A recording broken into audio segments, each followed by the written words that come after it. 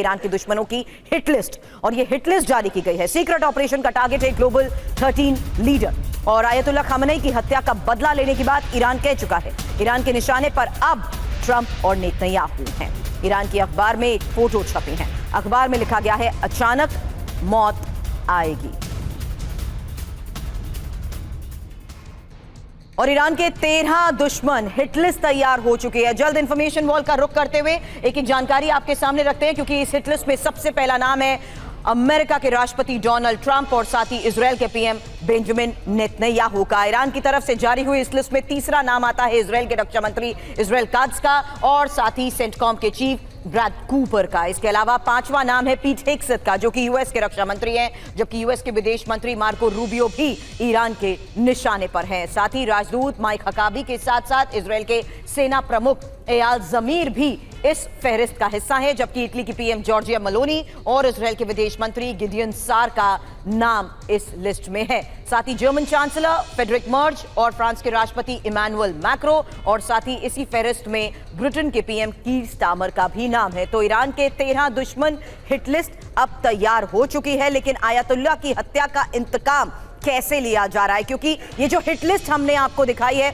उसको अब डिकोड करते हैं। हालांकि आयतुल्ला खामेनी की हत्या के बदले के तहत ही ये लिस्ट जो बनाई गई है, हत्या का बदला लेने के लिए ही हिट लिस्ट बन चुकी है। सीक्रेट ऑपरेशन के टारगेट सेट हो चुके हैं, 13 लीडर टारगेट पर है। तस्वीरों पर अब गन साइड क्रॉस है दिखाया, और साथ ही पिता के मर्डर का बदला मुश्तबा चाहते हैं, ये साफ नजर आ रहा है। मुश्तबा ने कहा है प्रतिशोध आवाम की मांग है। ईरान के सरकारी अखबार में छपी इस हिट लिस्ट के बारे में और जानकारी के साथ ही मेरे सहयोगी मनीष झा इस वक्त स्टूडियो में हमारे साथ है। मनीष, ये वाकई ही अमेरिका को सिर्फ अब चेतावनी भर नहीं रह गया, बल्कि उसी पैटर्न को ईरान अपना रहा है।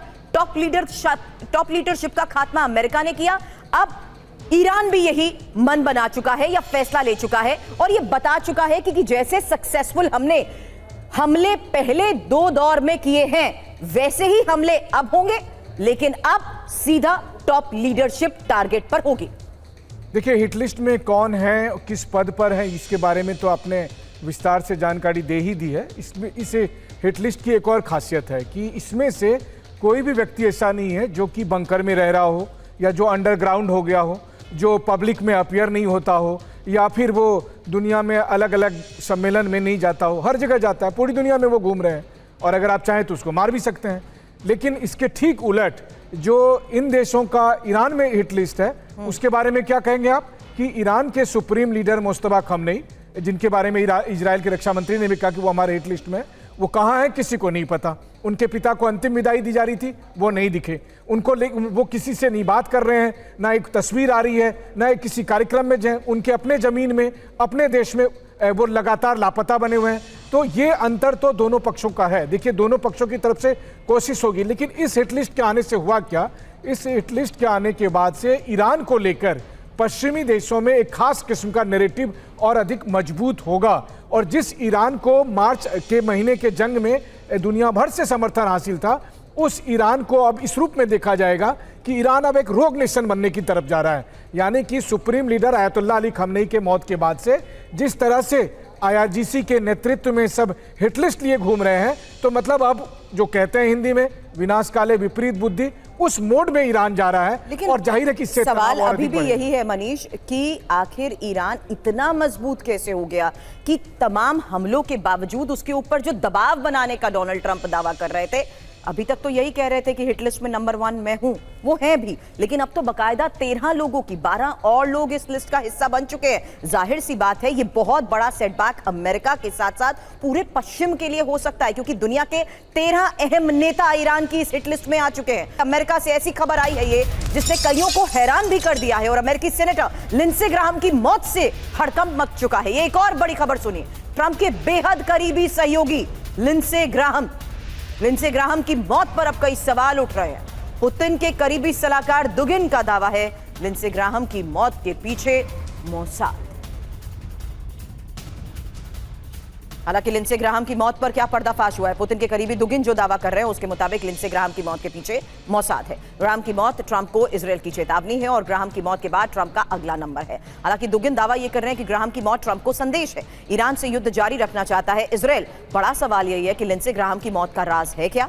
कीव से लौटते ही लिंडसे की मौत हुई कैसे और क्या लिंडसे की मौत के पीछे मोसाद है? हालांकि शक के घेरे में रूस और तेहरान क्यों है? सवाल करूं उससे पहले लिंडसे ग्राहम की मौत को लेकर एक और जानकारी, क्योंकि दुनिया में चर्चा क्यों हो रही है। अमेरिकी राजनीति के प्रभावशाली शख्सियत और ट्रंप के सबसे भरोसेमंद सहयोगियों में से एक अपने बयानों को लेकर हमेशा चर्चा में रहे, अंतर्राष्ट्रीय कूटनीति में सक्रिय भूमिका निभाई, ईरान सरकार के सबसे मुखर आलोचक और ईरान को लेकर कई भड़काऊ बयान तक दिए, रूस यूक्रेन मुद्दे को लेकर भी काफी सक्रिय रहे, साथ ही सत्ता का संतुलन बनाने में भी अहम भूमिका निभाई है। लेकिन एक हफ्ते में चौथी बार अमेरिकी हमले को लेकर भी आज एक बड़ी खबर है, जहां ईरान के 9 से ज्यादा ठिकानों पर हमले हुए हैं। अमेरिका ने हाइमार्स मिसाइल का इस्तेमाल किया है और देखिए लगातार हो रहे हमलों के बीच किस तरीके से अब ईरान के 9 से ज्यादा ठिकानों पर हमलों को लेकर यह खबर आई है, जहां हाइमार्स मिसाइल का इस्तेमाल करते हुए सेंटकॉम की तरफ से जारी किया गया ये वीडियो कि कैसे अब हमलों को अंजाम दिया जा रहा है। वहीं रात के हमलों के बाद अमेरिका को ईरान का बारूदी जवाब, कुवैत, जॉर्डन, बहरीन में मिसाइलें दागी गई हैं। ईरान ने अमेरिकी सैन्य बेस को टारगेट बनाया है।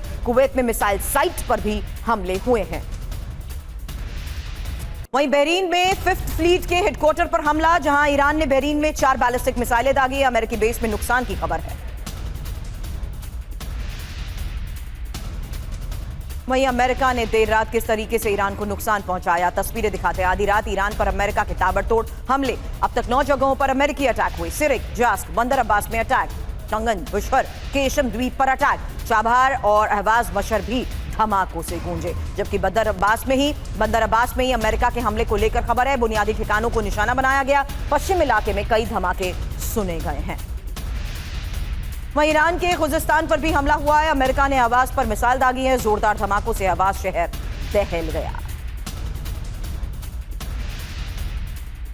हालांकि ईरान पर यूएस के चौथे अटैक, युद्ध की घोषणा अभी बाकी है। ईरान में कहां हमले हुए हैं जानिए। मिनाब, जास्क, कंगन, सिरिक, केशम द्वीप, बंदर अब्बास, बुशर, खुजिस्तान, ये वो जगह है जो इंपॉर्टेंट स्ट्रैटेजिकल लोकेशंस है, जहां से फिलहाल हमलों को अंजाम दिया जा रहा है। और ये जो पूरी डिफेंस कोस्टल लाइन है उसके तहत ये इंपॉर्टेंट लोकेशंस हैं। हालांकि एक हफ्ते में अटैक कब हुए हैं? 8 जुलाई 80 ठिकानों पर हमलों को लेकर खबर आई। उसके अलावा 9 जुलाई जब 90 ठिकानों पर अटैक हुए। इस पूरी टाइमलाइन के तहत देखिए कैसे 12 जुलाई को भी 140 ठिकानों को निशाना बनाया गया, जबकि 13 जुलाई को मिसाइल और बॉम्बर से हमलों को अंजाम दिया गया। हमलों की जो तस्वीरें सामने आ रही है उसमें खुजिस्तान के देजफुल में हमले की तस्वीर देखिए, जहां बागेरी मिलिट्री बेस पर यह अटैक हुआ है और अमेरिकी हमलों के बाद आग लग गई।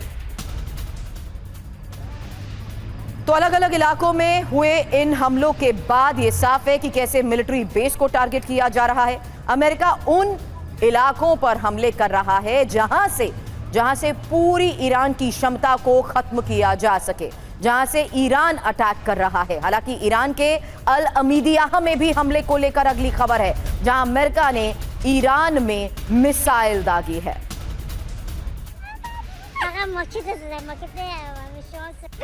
ईरान में हमले के अलग अलग वीडियो सामने आए हैं। अल अमीदिया में अमेरिकी हमले की एक और तस्वीर है। अमेरिका ने शहर में मिसाइल दागी। देर रात हुए हमलों के बाद ये तस्वीरें सामने आई।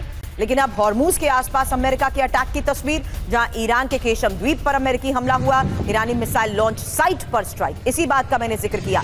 अमेरिका अब उन ठिकानों को टारगेट कर रहा है जहां से ईरान ऑपरेट करता है, और ये ईरानी मिसाइल लॉन्च साइट पर स्ट्राइक के बाद की तस्वीर है, जहां ईरान के एयर डिफेंस सिस्टम को हिट किया गया। तो अमेरिका का नया वॉर प्लान क्या है? क्योंकि हॉर्मूज में आईआरजीसी की सैन्य किलेबंदी को तोड़ने की ये कोशिश है। ईरान की अटैक क्षमता पर सीधा प्रहार, जबकि अब बोट हंटिंग समुद्री ड्रोन का इस्तेमाल और मिसाइल और ड्रोन क्षमता पर स्ट्राइक। हालांकि डिफेंस सिस्टम, रडार नेटवर्क पर बमबारी। बड़ी बात यह है कि ईरान पर 5 दिन में 310 प्रहार हो चुके हैं। फिर से महायुद्ध का खतरा बना हुआ है। इस महायुद्ध के खतरे के बीच किए जा रहे दावे भी मनीष हर बार इसलिए सवाल करते हैं क्योंकि जब जब एक फेज ऑफ ऑपरेशन की शुरुआत होती है, अमेरिका कहता है कि हमने ईरान को कमजोर कर दिया। मेरा सवाल अभी भी यही है, अगर ईरान वाकई इतना कमजोर हो चुका है तो ईरान भी मोसाद की तरह ऑपरेट करते हुए कैसे टॉप लीडरशिप के खात्मे की बात कर रहा है? ईरान भी कैसे मिसाइल्स के जरिए न सिर्फ इजरायल बल्कि अमेरिका पर सफलतापूर्वक टारगेट मैपिंग करते हुए उसे यह साबित कर रहा है कि उसने जिस जिसको चुना वहां पर अटैक करने में वो कामयाब रहा, चाहे वो अमेरिकी बेस हो या अमेरिका से जुड़े लोग। देखिए, ये बात तो सही है कि ईरान के पास जो मिसाइल है उसके जरिए ईरान अड़ोस पड़ोस के जो मुल्कों में अमेरिकी बेस है उस पर लगातार हमले कर रहा है, और वहीं दूसरी तरफ अमेरिकन स्ट्राइक में बारी बारी से, जैसा दावा किया जा रहा है सेंटकॉम की तरफ से, तो बारी बारी से ईरान के कई शहरों में स्थित जो ईरानी मिलिट्री साइट्स हैं उनको ख़त्म किया जा रहा है। अब ऐसे में ये सवाल उठना वाजिब है कि आखिर ईरान की क्षमता कम क्यों नहीं हो रही है। तो उसका एक बड़ा कारण ये है कि टेक्नोलॉजी दरअसल आज ये इजाज़त देती है कि अगर कोई छोटा मुल्क भी है और उसके पास 25,000 50,000 ड्रोन है तो भी वो किसी बड़े युद्ध देश के साथ 6 महीने साल भर तक जंग लड़ सकता है। यहाँ तो 40 दिन ही जंग हुआ है, और फिर ईरान तो एक बहुत बड़ा मुल्क है, और फिर ईरान ने अमेरिका के साथ लड़ाई के लिए कई साल से तैयारी की है, कम से कम 10-20 साल से तैयारी की है। तो यही एक कारण है कि इतने स्ट्राइक होने के बावजूद भी ईरान के क्षमता में कमी नहीं आ रही है। लेकिन हाँ, ये बात अगर कहा जाए कि क्या ईरान इस हालत में है कि वो न्यूयॉर्क में वाशिंगटन डीसी पर अटैक कर सके, तो मुझे लगता है कि अभी ऑन पेपर भी ईरान इसमें इस काबिलियत में नहीं रखता। दूसरी बात है, ईरान से मिसाइल का लॉन्च होना और हर टारगेट पर सक्सेसफुल अटैक होना, इसमें जमीन आसमान का अंतर है। बहरीन में तो हम देखते हैं फिफ्थ फ्लीट पर गिर रहे हैं, क्यों गिर रहे हैं भगवान जाने उसका आंसर। लेकिन बहुत सारी जगह पर ईरान मिसाइल से हमला करता, लेकिन उन मिसाइलों को आसमान में इंटरसेप्ट भी कर लिया जाता है। लेकिन इस पूरे रीजन में एक साथ हमलों को अंजाम देते हुए और अमेरिकी बेस की मौजूदगी ही इस पूरे क्षेत्र को अब और ज्यादा असुरक्षित बना चुकी है, क्योंकि ईरान लगातार हमलों को जिस तरीके से अंजाम दे रहा है उसमें पश्चिम एशिया में ट्रंप को बड़े झटके लग रहे हैं। अब एक और खबर है, हाइमार्स मिसाइल सिस्टम को ध्वस्त किया गया है। कुवैत बेस पर अमेरिकी हाइमार्स को खाक कर दिया गया। ड्रोन हमलों में हाइमार्स को नष्ट करने का दावा किया जा रहा है। तो पश्चिम एशिया में अब ट्रंप को ये बड़े झटके, जहां हाइमार्स मिसाइल सिस्टम को ध्वस्त कर दिया गया और ये कुवैत बेस पर अमेरिकी हाइमार्स को खाक किया गया है। हालांकि ट्रंप का अभियान कैसे चूर चूर हो रहा है, अमेरिकी हाइमार्स को ध्वस्त किया गया। कुवैत बेस पर ईरान की स्ट्राइक के बाद ये बड़ी खबर आई है, जहां ड्रोन से हाइमार्स यूनिट को तबाह कर दिया गया। ड्रोन हमलों में हाइमार्स को नष्ट करने का दावा किया जा रहा है। अमेरिकी मिसाइल प्लेटफॉर्म को बर्बाद कर दिया गया। 41 करोड़ का मिसाइल सिस्टम खाक किया जा चुका है। हाइमार्स पर भारी है 25 लाख का शाहिद ड्रोन। हाइमार्स दहन से यूएस की मारक क्षमता भी घटी है। इस बीच ट्रंप का ट्रूथ सोशल पर पोस्ट, बड़ी खबर बता दें, B-2 बॉम्बर F-35 की तस्वीर को पोस्ट करते हुए, मिसाइल की तस्वीर को पोस्ट करते हुए, ईरान पर हमले से पहले ये तस्वीर पोस्ट करते हुए बड़ा संदेश, ईरान पर B-2 बॉम्बर से हमले का अंदेशा है। हालांकि डोनाल्ड ट्रंप का विध्वंसक संदेश है क्या, पोस्ट के जरिए मिल रही ये चेतावनी है क्या? फिलहाल बता दें आपको, शक्ति का प्रतीक B-2 बॉम्बर, इसी पोस्ट में ये चेतावनी, जिसके जरिए ये साफ संकेत है कि एटमी स्ट्राइक का डर दिखाया जा रहा है। हालांकि अब एक और बड़ी बात, जहां स्ट्राइक मोड में F-35 जेट भी हैं और फिर से हमले की इसे सीधी धमकी माना जा रहा है। और मिसाइल सिटी पर स्ट्राइक संभव, क्योंकि जिस मिसाइल ताकत के जरिए ईरान लगातार हमलों को अंजाम दे रहा है, अब उसे हिट करने की कोशिश। ईरान के सैन्य ठिकाने अब अमेरिका के टारगेट पर हैं, ये साफ है। हालांकि पोस्ट में ये कहा गया कि हम तैयार हैं, तुम कमजोर हो। दुश्मन पर दबाव बनाने की कोशिश के तहत की गई इस पोस्ट में डील करो वरना सर्वनाश की बात भी कही गई है, क्योंकि अब फिर से युद्ध की चेतावनी इस पोस्ट के जरिए सामने आ रही है। लेकिन ईरान अमेरिका में हमलों के बीच तेल के दाम बढ़ रहे हैं। ये एक और बड़ी खबर है, जहां कच्चे तेल की कीमत में 4% से ज्यादा का उछाल हुआ है और $79 प्रति बैरल के पार ब्रेंट क्रूड पहुंच चुका है। और इस वीक के हालात के बीच कच्चे तेल में हो रहे विस्फोट की खबर सुनिए, जहां 13 जुलाई की कीमत है $79 प्रति बैरल, जबकि इससे पहले 5 जुलाई को यह कीमत थी $72 प्रति बैरल। इसके अलावा समझिए कि कैसे यूएस ईरान हमलों से कच्चे तेल में 4% की उछाल और 24 घंटे से स्ट्रेट ऑफ हार्मूज बंद होने का ही यह सबसे बड़ा असर है। हालांकि अब कीमत $100 के ऊपर पहुंच गई, तो एक बार फिर से ग्लोबली इसका सबसे बड़ा असर होगा और पेट्रोल डीजल ऐसे में और महंगा हो सकता है।